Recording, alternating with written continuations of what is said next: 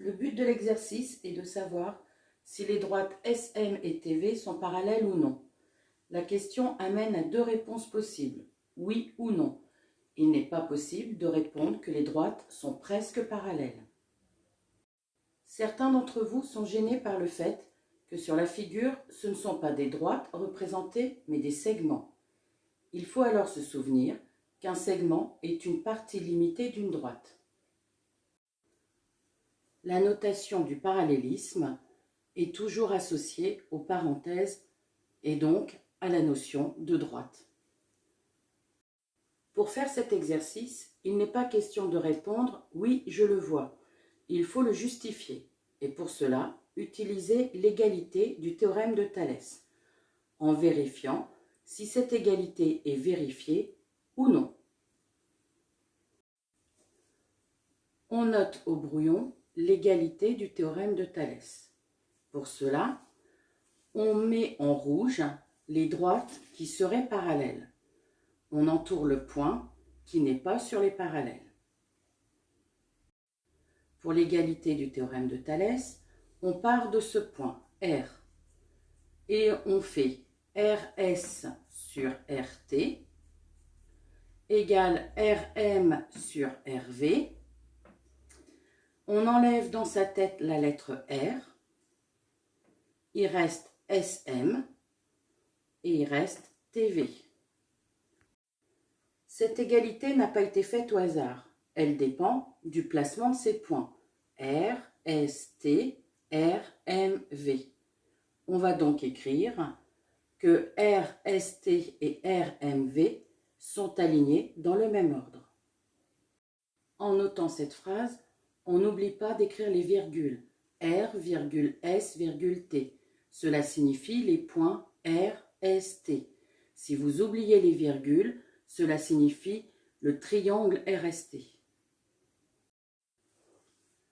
On indique sur la figure les mesures qui sont données dans l'énoncé. Entre R et S, 1,2 cm, qui est indiqué ici, que l'on indique sur la figure. On calcule dans un premier temps RS sur RT, ce qui avait été noté au brouillon. RS sur RT est égal à 1,2 sur 4,8. À partir d'ici, nous avons trois possibilités pour finir cet exercice. Soit on multiplie par 10 et on raisonne avec des fractions. C'est égal à 12 sur 48. On simplifie la fraction, on obtient un quart. Soit on utilise la calculatrice, on divise 1,2 avec 4,8 et on obtient un nombre décimal, 0,25. Attention, un tiers qui est égal à 0,33333333 n'est pas un nombre décimal. Dernière possibilité, on laisse R écrit RS sur RT égale 1,2 sur 4,8. Dans un deuxième temps, on calcule RM sur RV. Ici, on l'a indiqué et on prend les mesures de la figure. Donc, on remplace RM par 1,4 et RV par 5,6. Comme pour tout à l'heure avec la première méthode, on met sous forme d'une fraction en multipliant par 10 le 1,4 et par 10 le 5,6. On obtient 14 sur 56. On simplifie la fraction et on obtient un quart. Comme pour tout à l'heure, on avait trouvé un quart.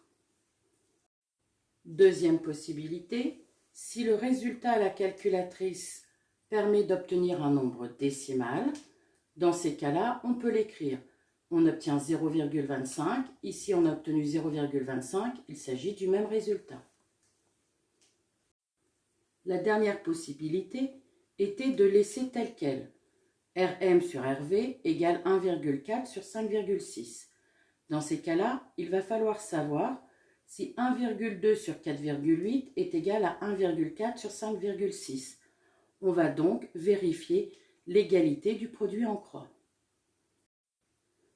On veut donc vérifier si 1,2 sur 4,8 est égal à 1,4 sur 5,6. Le produit en croix consiste à faire 1,2 fois 5,6. on obtient 6,72 et de faire 4,8 fois 1,4, on obtient aussi 6,72. Quelle que soit la méthode utilisée, on a trouvé dans les trois cas que RS sur RT était égal à RM sur RV. On indique alors, on constate que RS sur RT égale RM sur RV. L'égalité du théorème de Thalès est vérifiée, donc SM est parallèle à TV. Le fait qu'on obtienne des droites parallèles en étant parti de l'égalité de fraction, ça s'appelle la réciproque du théorème de Thalès.